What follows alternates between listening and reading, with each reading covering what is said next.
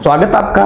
चलिए, आज जो टॉपिक हमारा होगा विशेष रूप से जो है मनरेगा को लेकर है। आपने सुना होगा मनरेगा जो है भारत सरकार जिसमें 100 दिन तक का जो है जॉब गारंटी जो है हमें जो मिलता है उसी को लेकर आज जो है बातचीत होगी। आपको पता होगा कि मनरेगा जो पहली बार जो है इंप्लीमेंट किया गया था 2005 यानी कि यूपीए सरकार में उसको जो है इंप्लीमेंट किया गया था, यानी कि कांग्रेस की सरकार थी उस टाइम और उसी समय जो है इसको लागू किया गया था। तो ऐसी स्थिति में 2009 में उसके नाम में थोड़ा सा बदलाव किया गया था। उससे पहले था नरेगा और बाद में 2009 में उसको कर दिया गया था मनरेगा। इसका क्या मतलब होता है? तो मनरेगा का मतलब होता है महात्मा गांधी जो है national rural development employment act जो था, तो उसमें जो है बदलकर अब जो है उसी के नाम को बदलने की बातें आजकल चल रही है। उसमें कुछ नए प्रावधान भी जोड़े जा सकते हैं। इन सब को लेकर खबरें बहुत तेज हो रही है। तो दरअसल मुद्दा क्या है, चलिए इन्हीं को बहुत डिटेल में समझने का प्रयास करते हैं।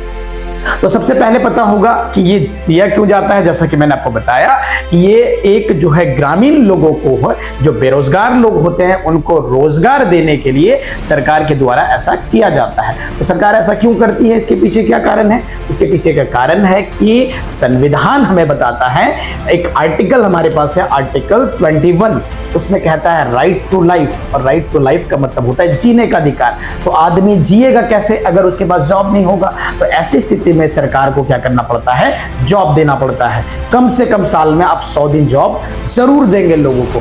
सुप्रीम कोर्ट ने अपने बयान में स्पष्ट किया है कि जो आर्टिकल 21 है यानी कि राइट टू लाइफ, जीने के अधिकार में ही शामिल है राइट टू लाइवलीहुड। लाइवलीहुड का मतलब होता है यानी कि आपको अधिकार, आपको आजीविका का अधिकार, इसके लिए आपको सरकार को क्या करना पड़ेगा, जॉब देना पड़ेगा।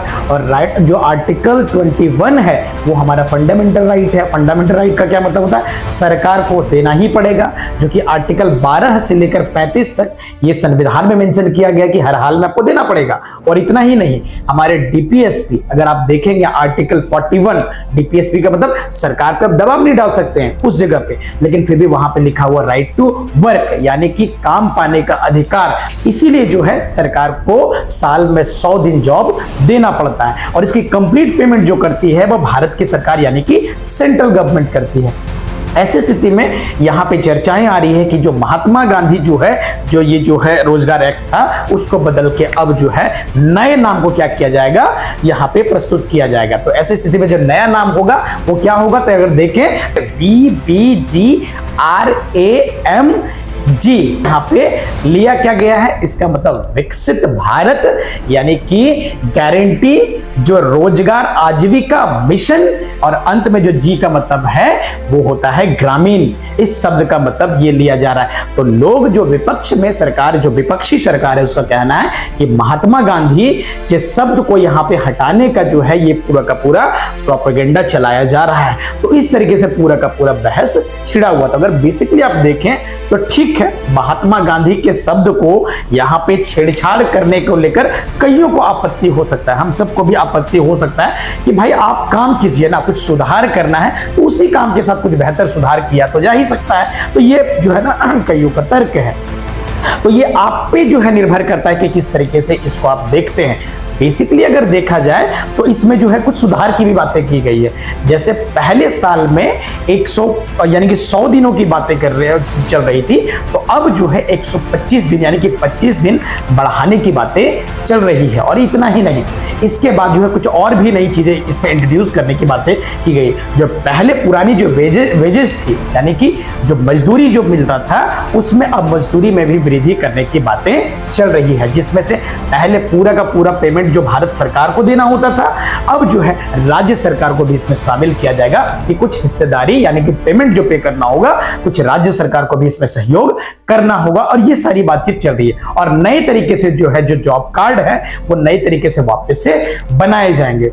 तो इस तरीके से पूरा का पूरा इस मुद्दे को लिया जा रहा है। तो आपको जैसे मैंने बताया कि तर्क दो तरीके का है, पक्ष में कुछ तर्क है, कुछ विपक्ष में तर्क है।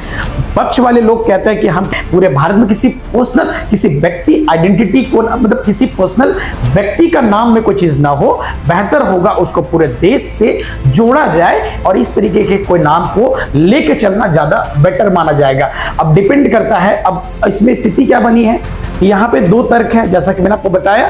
अब लोगों का कहना है कि इसमें एक राम शब्द जुड़ा हुआ है। आपने जैसा देखा मैंने आपको बताया VBGRAM, आपको अंत में देखा आपने जी, तो इसका मतलब जो बीच में राम शब्द आ रहा है इसका मतलब है जो विपक्ष में तर्क है उसका मतलब ये राम शब्द जो जोड़ा गया है, राम शब्द से आपत्ति नहीं है। उनका कहना है, विपक्ष का कहना है कि राम शब्द से आपत्ति नहीं, लेकिन राम शब्द स्पेशली अगर यहाँ पे ये जो है ना अभी वर्तमान जो सरकार है अगर ये लाने का कोशिश कर रही है, इसका मतलब लोगों में जो है ना एक वोट कलेक्ट करने का भी एक मिशन हो सकता है। हालांकि हमें जो है किसी भी तरीके से आपत्ति तरह से उन किसी को भी राम शब्द से नहीं है, लेकिन आप महात्मा गांधी शब्द को हटा के आप शब्द कुछ भी इंट्रोड्यूस करें तो यहां पे दिखाता है कि आप जो है महात्मा गांधी के प्रति आपका नजरिया किस तरीके का दिखाई पड़ता है। तो इस तरीके का पूरे के पूरे तरफ जो पक्ष में है और विपक्ष में अपने अपने तर्क को यहाँ पे स्पष्ट करने का कोशिश कर रहे हैं। लेकिन जो भी हो, अगर इसमें कुछ बेहतर सुधार होता है, आज के डेट में सरकारें आमतौर पर नाम बदलने के फिराक में लगी हुई, ठीक है